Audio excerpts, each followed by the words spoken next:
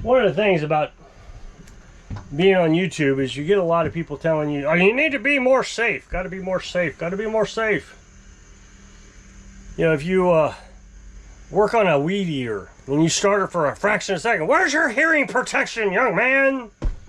Well, I probably know more about hearing protection than that guy did because, you know, I had to give safety training all the time. I know that you can hold a certain decibel for a certain amount of time. And a weed eater's decibel level is not high enough to make you go deaf in the amount of time it takes to test it. 20 or 30 seconds. Oh, you gotta have ear protection. Don't tell me that. I don't know. I've been doing, you know, such and such for 5,000 years and I know it all. So, and it's just frustrating. You can't do anything on YouTube without somebody complaining that you're gonna get hurt. Use a chainsaw. Oh, you gotta have full body armor. You gotta have the chaps. And get on a lawnmower. You gotta have eye protection. So it's always funny to me that I'm always getting criticized on things, but then people will tell you how to take shortcuts and that you're an idiot for not taking their shortcut. So as you know, I've got this ultrasonic cleaner. Now it uses electricity. It has a heater on it.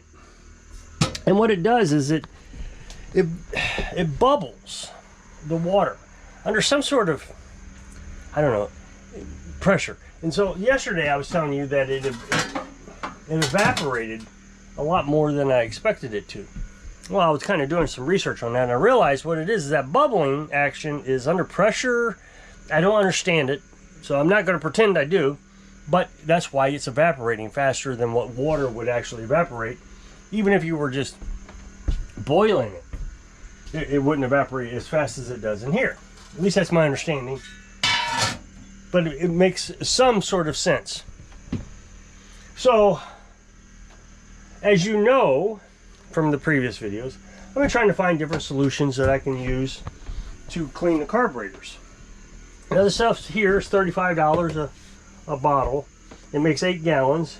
And so I use this twice. This is held a gallon of water. And it was already about half empty, just about half empty after 2 cleanings, so that was going to go by pretty quick. So yesterday I put some Dawn dishwashing soap, a little bit of degreaser that Carolyn had, and water in that quart jar. Now I mixed it in with the solution, that half a gallon of solution I already had in there. So hopefully, you know, I don't have to spin this into oblivion. $35. That was what I was trying to avoid. We'll see how it works. And like I said in the very first video, I'm going to do a bunch of experiments trying to figure out what works best. Especially on carburetors that are easy to get on and off.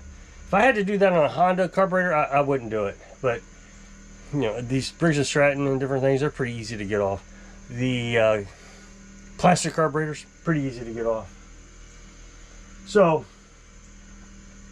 like I said, everybody's worried about my safety. So here's a safety tip for you, commenter, that what you need to do is you take a pint jar. I think I have some, oh, I got a bunch of pint jars in here. Yeah, take a pint jar and get yourself a lid for it, and you poke holes in the lid. And then, this is real safe. This is the safest thing you can possibly do. Don't let anybody fool you. This is safe. Then you put gasoline in this. That's right, gasoline. And then you put your components in this. Then, like I said, you get a lid and you poke holes in the lid so it has plenty of room to vaporize. That's right, you're going to vaporize gasoline as it's being used. So then, once you get the holes poked in it, then you put this jar with the carburetor in it and the gasoline in the water solution. And that will clean your carburetor. And I said, sure, I can do that. Yeah, that's a good idea. As long as you buy me a new camper when it burns down. Because I seriously thought it was a troll. I seriously believed I was being trolled into saying, oh yeah, I'll use gasoline because, you know. And but he replied. I couldn't believe it. I would never tell you to do anything unsafe. I'm not that kind of person. I was telling you that the safest method is to put gasoline inside a jar poke holes in it, and put that in a solution. It's in water. Okay, first of all, gasoline floats on water. Second, as I already told you, the ultrasonic cleaner vaporizes. So this turns into a vapor at negative 40 degrees Fahrenheit. I looked it up today. I don't know if that's true, but that's what I read. Negative 40 degrees Fahrenheit, so below freezing by a lot, gas will start to vaporize. That's what makes gasoline so volatile. As you're injecting it into the carburetor, or into the cylinder with fuel injection, or even as you're using a carburetor, it vaporizes a bit. And that vapor is what ignites initially with the rest of the gas burning behind it. So what we're going to do is we're going to stick this jar in there with holes into a water bath, and it's going to vapor. And so then you get an electrical current somewhere, a little spark. I mean, this produces electricity. You know, somewhere you're going to get heat. I mean, this even has a heater on it, so you're going to get heat, and it's going to ignite the vapor that's floating all around this camper. So it's going to be a huge explosion. And then, on top of that, the jar will most likely break because the vapor is going to expand inside the jar and break. And now you got gasoline floating on top of the water on fire.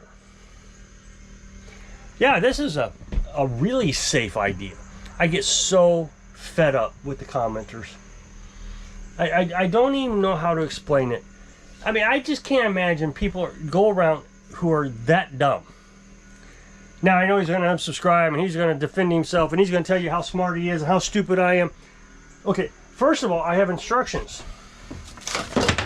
And I read the instructions. Do not use flammable material. Okay, so let me understand this. The manufacturer of this ultrasonic cleaner is telling me not to use flammable material, but I'm supposed to listen to a total stranger in the comments section who may or may not be a troll that I need to use flammable material because that's the best thing to clean carburetors. I just don't get it. I don't understand people, assuming this guy is not a troll. You know, I get called stupid almost on a daily basis. Oh, you're stupid. You built that tiny house and you tried to save money on it and it's going to fall down. You're stupid. I installed the wood stove. And I actually, even though I didn't build the house to code, I did build the wood stove to code. That's why my chimney is so tall.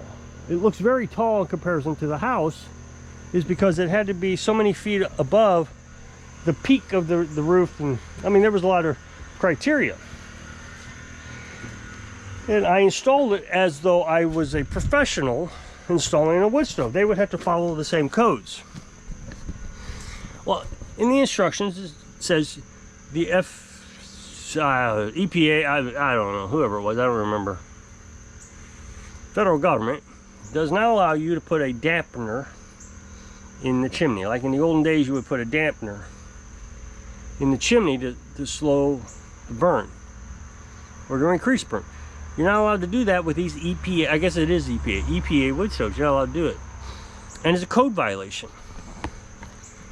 So I had a guy message me and said, I'm going to buy you one of those dampeners and I demand that you put it in that chimney because I would rather your house fall down. I'd rather see your house fall down because you're incompetent, you don't know how to build a house, than it burn down because you're incompetent, you don't know how to put a wood stove in. Well, the incompetence is his. That is what's so funny. You see this a lot on this Facebook group I've been telling you about. I'm a member of this Facebook group where, you know, they talk about lawnmower repair. And you'll get some guy in there calling you stupid, calling the person. And that's the thing, is the group, I really feel like the group is to help people, the experts, help the people who are just wanting to repair their lawnmowers. That's what I feel like the group is for. But there are so many people in there who think that anybody who comments and doesn't know, have a master's degree in lawnmower repair is stupid. So they'll call you stupid and then tell you what's wrong with it. And then they'll be wrong. I find that so amazing. Basically, even though the guy didn't call me stupid, he defended the idea of using gasoline. Sorry, that is stupid. There is no way. If you want to do it, I guess natural selection is a thing. Go ahead. But for me, I'm not going to do it. I'd rather cut off my leg using a chainsaw without chaps than I would to burn down that camper, have to replace all those power lines, because they would burn. I would have to buy those. No, I don't think that's what I want to do. There was a guy in that group. Again, customers are stupid. So he says it's not running, so he asked the customer, did you hit anything? The customer says, no, I didn't hit anything with the blades. So he takes the cover off, takes the flywheel off, or it gets down to the flywheel and sees that the flywheel woodruff key is broke. Well, I think this guy was lying to me. It's quite obvious he hit something and it broke the key on the flywheel. That's not true. So here we got a guy calling someone stupid who is not really all that smart. Now, a flywheel key can break on a push mower pretty easy if you hit something, because it's a direct link. As the blade turns, there's no belts or anything. Nothing gives on a push mower. It goes straight to that flywheel key. And you can even bend or twist the shaft itself. But on a riding mower, you have a lot of fail-safes from that happening. You have a belt that has tons of give. So if you hit something, that belt is going to give long before you'll break that key on the engine. The spindles are made out of aluminum. That's on purpose. That way if you hit something, it'll break those spindles, which are about $30 a piece, instead of breaking something on the engine. It's very unlikely, very. As a matter of fact, I've never seen it, that you're going to break a key because you hit something. What causes keys to break on the engine on riding mowers is backfiring. So here he is, he's calling the customer stupid, or a liar, I should say, because he obviously hit something. So he's going to put the key in, he's going to button it all back up, give it back to the customer, and call it good. And in a week, it'll be back. Because the key's going to break again, because he has not fixed the actual problem. Instead, it was just easier to call the customer a liar, instead of looking into it and saying, okay, is this thing backfiring? Look, there is another simple way to find out if he hit something. Lift up the lawnmower and look at the blades, because you have broke something. The blades are going to be dinged up, the spindles are going to be broke, the belt's not going to be working right, it's going to be knocked off, something else is going to be wrong. If you put so much force into it that it broke that key, something else is going to be broke. So I had a guy bring me a lawnmower, and he hit some sort of thick wire. It was all wrapped around in there, and it hit so hard it knocked the edge of the blade clean off. There was like a quarter of the blade was gone, and it didn't break the engine, didn't break the spindles, it broke the blade right down there in the fail-safe area. That's where it's supposed to break. So I don't understand how people can be so arrogant and call people stupid when they really don't know what they're talking about themselves. Look, I don't know anything about ultrasonic cleaners, and gasoline may be a great solution to use, but I will never know, because the instructions said don't do it. And I'm not going to, because I understand gasoline is pretty volatile. It's I've done some stupid things with gasoline, and I would rather not do it on purpose. I've done them on accident, like dump oil into the fire to burn the oil, and there was gasoline in it. Oh, that's terrible. You don't want to do that. But you do stupid things on accident. There's no reason to intentionally do stupid things. So, if you're going to tell me to do things that are unsafe, that could injure people and myself, then, don't even bother commenting. And after I tell you that you can I'll do it as long as you pay for the damages, don't come back. Just don't come back. I don't get it. So if you'll click this up next box, that'll take you to a video over on my other channel, and it'll be a brand new video today. So Really appreciate it. Go check it out. So if I can inspire you to be safe, so you can live your dreams. Thanks for watching.